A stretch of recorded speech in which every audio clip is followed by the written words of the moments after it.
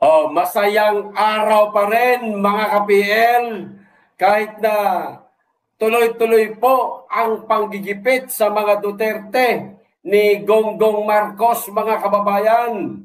O katulad na lamang po nitong nakalap po natin na balita ngayon, mga kababayan. Ito po ang naging usap-usapan ngayon dito sa Davao City na di umano po, mga kababayan, ay pinagpaplanuhan na daw po si Acting Mayor Sebastian Baste Duterte, mga kababayan, na sisibakin na di umano ito sa pwesto ng Palasyo Malacanang na pinag-uusapan na ngayon, mga kababayan, o pinagpaplanuhan na di umano ngayon ng Palasyo Malacanang na ang ipapalit po, mga kababayan, walang iba, yung isa sa pinaka malakas na naging katunggali ng dating Pangulong Rodrigo Roa Duterte sa pagka-alkalde dito sa Davao City, na ngayon po ay pansamantalang hinahawakan o ginagampanan ni Acting Mayor Sebastian Baste Duterte ang pagka-alkalde nga po dito sa Davao City, mga kababayan. O eto po ang video, Bisaya po ito, mga kababayan. Huwag ho kayong mag-alala, tulad po ng dati, ita-translate ko pa rin po, mga kababayan, para maintindihan nyo po ang sinasabi nitong nagngangalang si Randy Cañeda yata ito, mga kababayan. Hindi ko po masyado matandaan. Basta si Randy, kilala po ito dito sa Davao City, dito sa lugar namin, mga kababayan. Ito po yung kanyang mga naging pahayag, mga kababayan, sa kanyang social media account. Gawan po natin ng reaction at ita-translate ko na rin po sa inyo, mga kababayan, ang mga sinasabi niya. Okay? Ito, simulan na po natin. Nakihan ko lang. Ayan, para mas klaro-klaro po ng ating mga senior, mga lolo at lola na naliliitan sa screen ng kanilang mga telepono. Ayan. Ito na po, mga kababayan. Simulan na po natin pakinggan ang sinasabi nitong si Randy Cañeda nga po. Okay? Ito. Oy mga idol, na ako'y kanang importanteng balita diha ninyo. Yan, meron daw siyang importanteng balita sa ating lahat, mga kababayan. Tuloy. Na ako'y reliable source nga nakuha nga ang Malacanang karon na ay ginaluto diri sa Davao City. Yan, meron daw siyang reliable source, mga kababayan, na nakuha na ang Malacanang di umano ngayon, mga kababayan, meron pong niluluto. Ayan, niluluto. Para po dito sa Davao City. Naku po. Talagang ayaw nilang tantanan ng Davao City, mga kababayan. Walang patawad talaga itong si Gonggong Marcos, mga kababayan. Hindi na nakontento sa ginawa niya sa dating Pangulong Duterte. Na pinakidnap nila, dinala nila sa Daig, Netherlands. Tapos ngayon, ang pagdidiskitahan, si Acting Mayor Sebastian Baste Duterte na naman. At eto nga, niluluto na. Tuloy. Ang akong impormasyon nga nakuha, nga paningkamutan sa Malacanang, nga ideklara nga illegal ang pagpundo o paglingkod ni Vice Mayor Baste Duterte isip acting mayor. Ayan, so okay, mga kababayan. Pinagsusumikapan di umano ngayon ng Palasyo Malacanang, na gagawan ho nila ng paraan, mga kababayan, dahil di umano itong pagkakaupo ngayon ni Sebastian Baste Duterte bilang acting mayor ng Davao City, illegal di umano ito, mga kababayan. Pinagsusumikapan di umano ngayon ng Palasyo Malacanang na alisin ito o palitan, mga kababayan, kung sino man ang nais ipalit nitong Palasyo Malacanang dito kay Baste Duterte. Ito tuloy. Nga according to them, dili mamahimo nga wala gyoy tinuod nga mayor sa Davao Mhm. kay daghan ang mga function Mhm. na dili mabuhat sa usa lamang ka-acting mayor. Ayan. So hindi, ang sabi po ni Kuya Randy, siya nga pala, hindi tayo nakapagpaalam. Sinungkit natin tong video niya. Sir, pasungkit mo na ng video niyo ha. Gawan ko lang ng reaksyon. Oh, hindi daw po maaari na ang manatili ng matagal sa pwesto, mga kababayan, itong isang acting mayor lamang dahil meron di umanong mga function ang isang tunay na alkalde na hindi maaaring gawin ng isang acting lamang na mayor o acting mayor lamang, mga kababayan, di lang sa Davao City o para na rin siguro ito sa pangkalahatan o dito po sa buong bansa na, ayan, sa madaling salita, mga kababayan. So yun daw po ang dahilan ng Palasyo Malacanang. Hindi pwede. Ano ba? O kinakailangan talaga maglagay tayo ng isang tao na para matawag talagang isang tunay na mayor. Hindi yung acting mayor lang kasi merong mga function ang isang mayor na hindi kayang ipatupad ng isang acting mayor. Ayan, tuloy. Imanin ninyo ni ha, mauna yung lang himuon ni argumento sa Malacanang, bantayan na to ni. Tandaan daw po natin yan. Yan daw po ang gagawing argumento ng Malacanang, mga kababayan. Tandaan daw po natin. Tuloy. Karon, ang ilang tinuha sa Malacanang karon, which is nagamiting na sila. Anong tawag nito? Ang pinagsusumikapan di umano ngayon ng Malacanang, mga kababayan, dahil nagmi-meeting na sila, meron nang nagaganap ng mga plano, pinagpaplanuhan na ho nila si acting mayor Sebastian Baste Duterte, para sa pakin nga, eto, tuloy natin. Is ang Malacanang mismo, ang presidente, mag-appoint o mayor sa Davao. Yun na nga, mga kababayan. Mag-a-appoint ng bagong mayor sa Davao. Nako. Ulitin natin para klaro Ulitin natin para klaro. Ayan. Mag-appoint o mayor sa Davao. Ayan na. Isa pa. Ayan. Haba-habaan natin para klaro. Is ang Malacanang mismo, ang presidente, ang Malacanang mismo o ang presidente, mga kababayan, mag-appoint o mayor sa Davao. Mag-appoint ng mayor sa Davao. Yung mayor talaga, hindi yung matatawag na acting. So isa yan, mga kababayan, sa mga plano nila na gawin dito sa Davao City o kay Baste Duterte. Tuloy. Hawa na to, butuhi. Na hindi daw po natin ibinoto. Etong ipapalit, mga kababayan, ng Palasyo Malacanang o ng presidente mismo, ay hindi po ito ibinoto ng nakararaming Davaoenyo. Papayag kaya ang mga Davaoenyo nito? Tuloy. Sila mo'y magbuot o kinsay mo lingkod nga mayor sa Davao. Sila daw po ang matutupad daw po na magiging desisyon na Malacanang yun daw po ang susundin. Ayan. So walang sino mang pwedeng humarang. Naloko na talaga ito. Tuloy. Og si Vice Mayor Baste Duterte will remain as Vice Mayor. Yan, si Mayor Baste Duterte, nga acting ngayon, mananatili ho siyang Vice Mayor. Kapag meron na pong nahanap sila, mga kababayan, o ang Palasyo Malacanang, kapag meron nang nahanap na ipapalit kay dating Pangulong Duterte. Ayan, para mas maliwanag tayo. No? Tuloy. Kay, di na ba pariha daw sa presidente nga og wala ang presidente, ang vice president ang mupuli? Dahil hindi naman, ang dahilan po, isa sa mga dahilan ng Malacanang, dahil hindi naman daw po kagaya ng isang presidente na kapag natigok, ang presidente meron pong hahalili o papalit na Vice Presidente. Tuloy. Dili man yun ang set-up sa local government.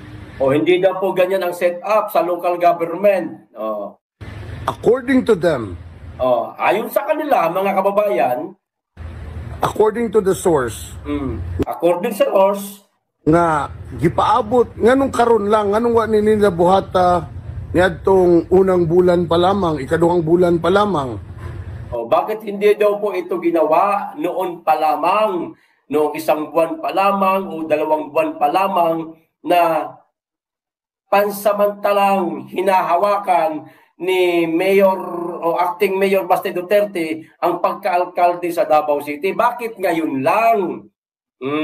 Naibaw-an na to nga naa sila'y gipaabot nga tao nga ilang iluklok niya sa City Hall.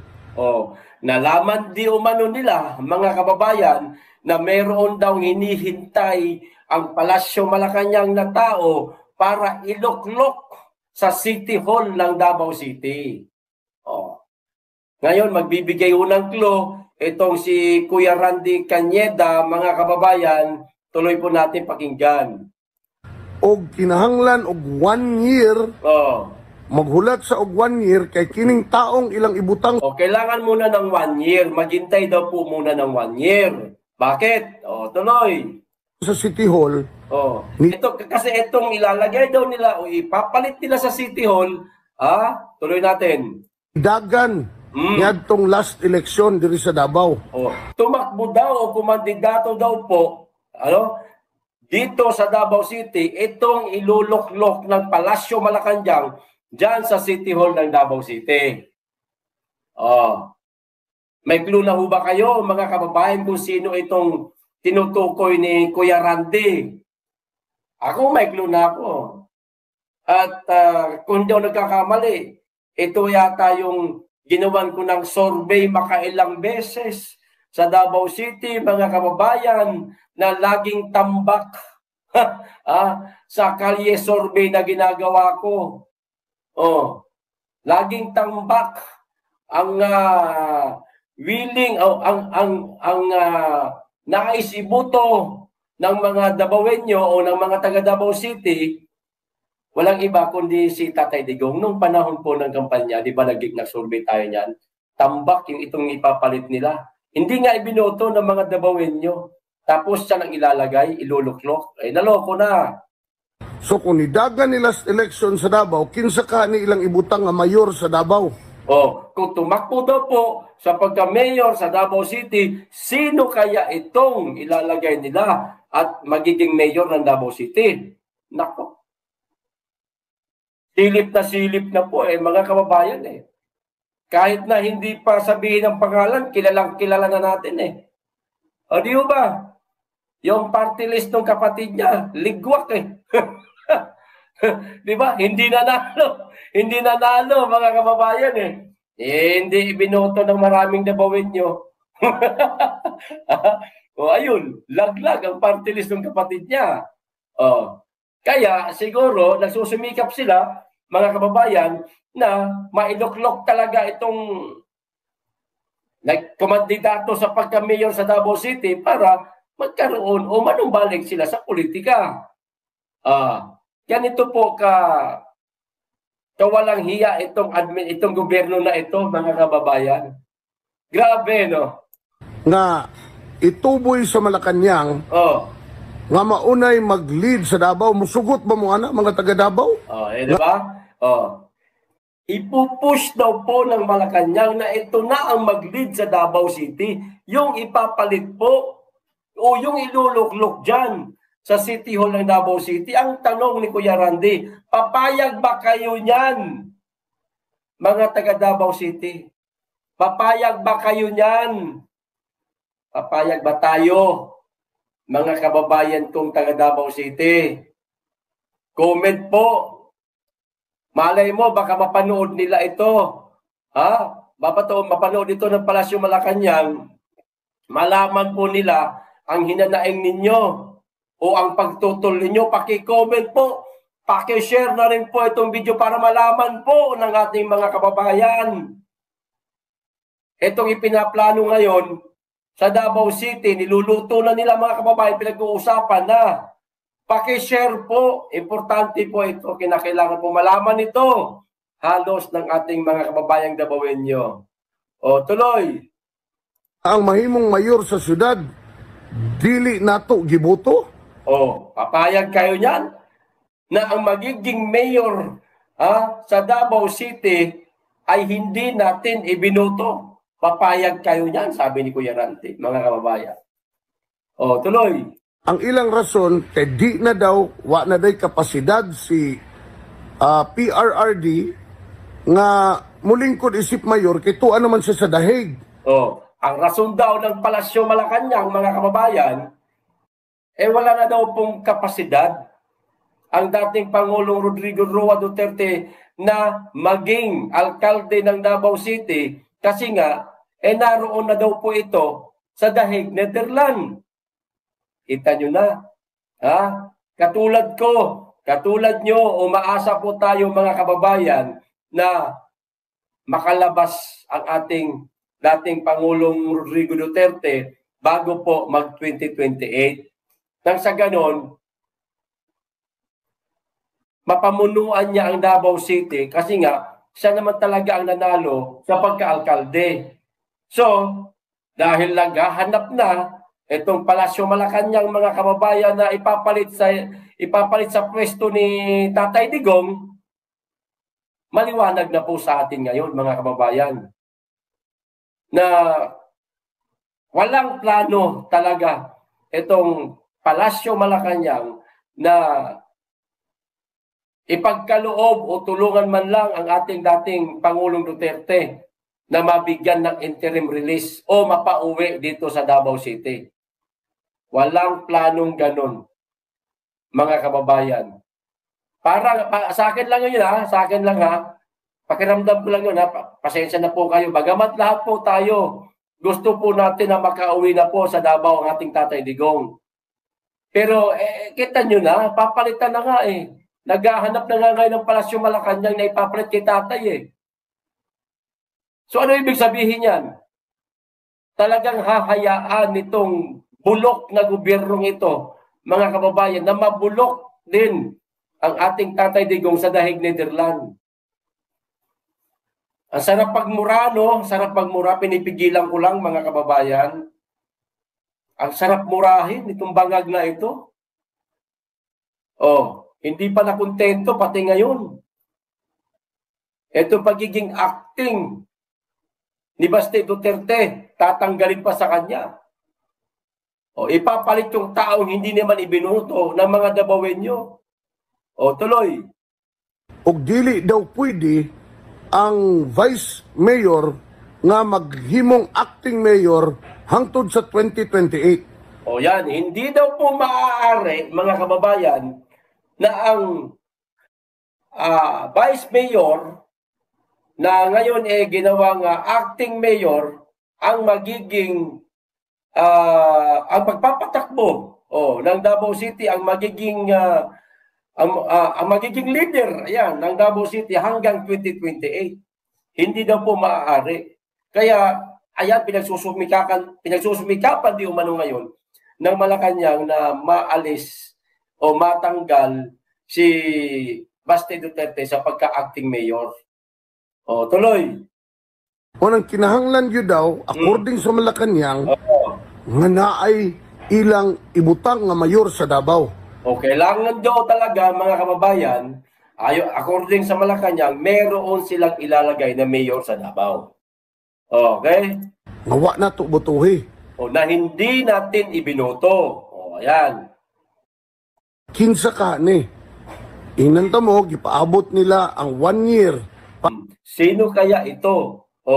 Uulitin ko, sabi ni Kuya Randy, inaantay nila ang 1 year. 1 year ban. Ayan, tuloy. Para malift ang 1 year ban sa mga... Para malift ang 1 year ban, silip na mga kababayan kung sino yung ilalagay nila. Nagdagan last election. Tumakbo daw ito last election. Kinsa na inidagan last election nga gusto nilang iluklok karon isip mayor sa Davao. Sino daw ang tumakbo last election na gusto nilang iluklok sa pagkamayor sa Davao? At iniintay lang na mag 1 year para matapos po o mag-lead po ang 1 year ban. Kita nyo na, silip na. Alam na.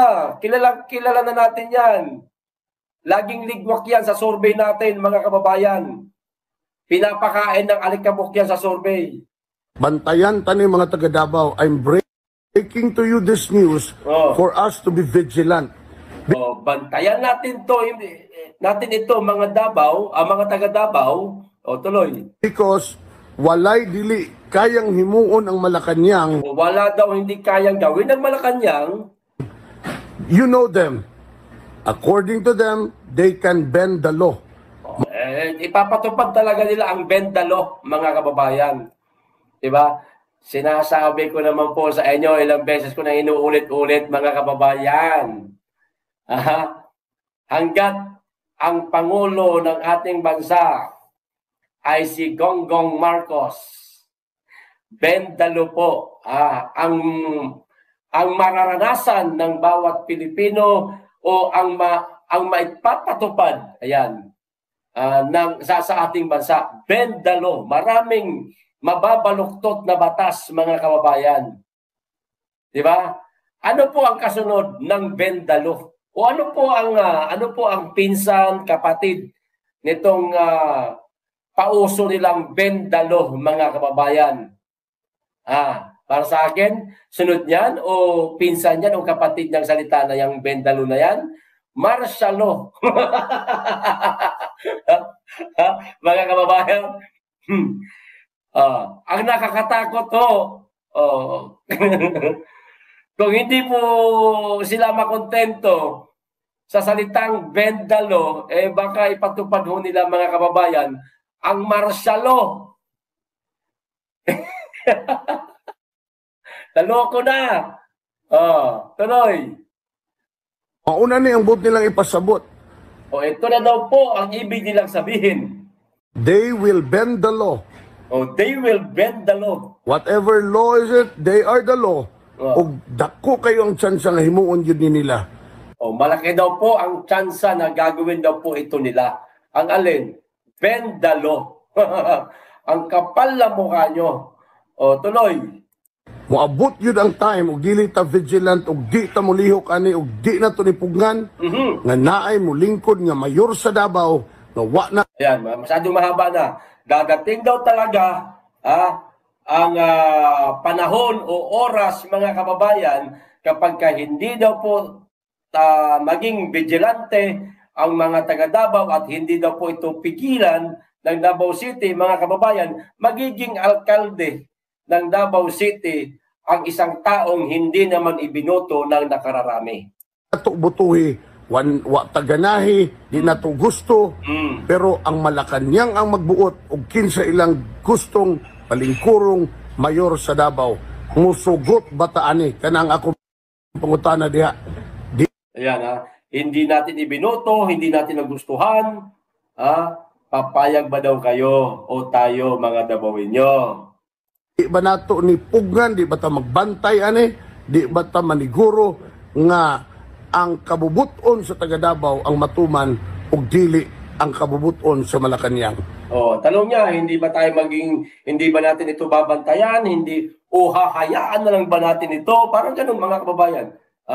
Na ang mangyayari talaga ay ang ipapatupad dito sa Davao City ay ang kagustuhan lamang ng Palasyo Malacañang at hindi ang kagustuhan ng mga taga Davao City na ang ibinoto talaga ay ang dating Pangulong Rodrigo Duterte at hindi itong ipapalit nila ngayon. Tuloy. Magbantay ta ini, karong adlaw lang yun ni na development, gi-break ko lang ni aron mag-igmat ang tanan. Ngayong araw lang daw po ito na development, mga kababayan. Kaya niya lang ito inilabas para mabantayan po nating lahat, mga kababayan, lalong-lalo na po tayo, mga Davaoenyo. Ngayon lang nila ito natanggap na info siguro meron silang insider sa loob, mga kababayan, na nagkaroon na nga ng pagmi-meeting, niluluto na para sibakin si si Baste sa pagka-acting mayor at ipapalit yung isa sa mga naging katunggali ni Pangulong Duterte sa pagka-alkalde na kilala na ho natin. Hindi man po pinangalanan nitong si Kuya Randy, mga kababayan, pero para sa atin maliwanag ho yun na itatago na lang po natin sa pangalang Carlo Nograles. Di ba? Mga kababayan. Tama ba ako? Nagtatanong lang ako Hindi ako nagpaparatang. Tama ba ako, mga kababayan? Itatago na lang po natin sa pangalang alias Carlo Nograles. Carlo Nograles. Malalaman po natin to. Total, ayan na. Ipinasabog na ni Kuya Randy. Kapapasok lang. Itong araw lang na ito ba? Walang pinipili kahit na undas Undas, di ba? Kahit undas walang pinipiling plano itong, walang pinipiling araw para magkaroon ng plano itong mga taga Palasyo Malacanang. Grabe ito mga bangag na ito. Tuloy. Asig, sunod simana, magmata na lang tag-morning. Baka daw sa susunod na linggo, mga kababayan, magigising na lang tayo na naanay bagong mayor ang Davao na di na to magustuhan. Na meron ng bagong mayor ang Davao na hindi natin nagugustuhan. Isa pa. Wala na pala, tapos na pala yun, mga kababayan. Yun na pala yun. Di ba? So, paano ngayon to, mga kababayan kong Davaoenyo? Mga kababayan ko, hindi po biro itong ngayon, itong balitang natanggap po natin. Mga kababayan, papayag ho ba kayo? Mga kababayan kung Davaoenyo pala. Ayan. Papayag ho ba kayo na tatanggalan ng karapatan bilang isang acting Vice Mayor si Sebastian Baste Duterte na para sa akin karapatan niya man yan kasi unang-una siya yung Vice Mayor na nanalo at higit sa lahat, ama niya, ang nanalong alkalde ng Davao City, no? Tapos papalitan lang, mga kababayan, ng isang taong malapit sa mga bangag. Malapit sa mga bangag. Malapit sa mga buhaya, mga kababayan. Tapos papalitan ng ganun-ganun lang. Higit sa lahat, hindi ibinoto ng mga Davaoenyo itong tao na ito. Tapos papalitan ng ganun-ganun lang si Acting Mayor Sebastian Baste Duterte. Etong susunod daw po na linggo na mangyayari, mga kababayan. Ito maraming beses na po tayo nakasaksi ng katulad ditong mga issue na ito, mga kababayan. Katulad po nung ginawa nila kay Hubahib, natandaan po ninyo, si Kuya Gob Hubahib, na pinabababa sa pwesto dahil nung mga araw na yun, napakalakas pa po ng hakbang ng Maisog. Nagkaroon ng event ang hakbang ng Maisog sa Tagum. Di ba, mga kababayan, na dinaluhan po ni Kuya Gob. Pagkatapos nun, ayun na, nagkaroon ng order na pinabababa siya sa pwesto dahil mayroong mga ipinaparatang na kung ano-ano mga pagkakasala di umano ni Kuya Gob Hubahib, no? Buti na lang, napakaraming taga-suporta nito si Kuya Gob Hubahib, talagang binarikadahan. Nagkaroon ng human barricade sa Kapitolyo para hindi mapasok ng mga otoridad at pababain, hatakin palabas si Hubahib, maaaring ganito rin ang mangyayari sa susunod na linggo, mga kababayan, sa Davao City. Sigurado ko ang mga taga Davao City, ang mga Davaoenyong bumoto sa dating Pangulong Duterte para maging alkalde na pinadala nga lang sa Dahig, Netherlands, at ngayon hinahawakan ng kanyang anak bilang alkalde o acting mayor, no, ang Davao City. Mga kababayan, hindi papayag itong mga taga Davao City na mga kababayan natin na mapapababa si Mayor Baste o si acting Mayor Baste, mga kababayan. Sigurado magkakaroon din ng katulad nung sa Tagum na mga nagkapit-bisig talaga ng mga taga-Tagum para wag lang mapasok. So, kaya ngayon, nananatili si Kuya Gub Hubahib at nakabalik na rin, natapos na rin yung kanyang suspension. Ayan na nga, natapos na at yan, patuloy niya nang inahawakan yung posisyon niya. O etong Davao City, mga kababayan, mag-aantabay ho tayo. Lalong-lalo na yung mga malalapit lang sa City Hall na mga kababayan natin. Mag-antabay po tayo, maging vigilante ho kayo. Tayo, mga kababayan, bantayan po natin, no, para malaman natin kung ano ang hakbang na gagawin nila, kung itutuloy ba nila ito o hindi, o baka pananakot lang. No? Maging vigilante. At ang tanong ngayon ni Kuya Randy, o kahit ako, tatanungin ko kayo, papayag po ba kayo? Papayag ho ba kayo?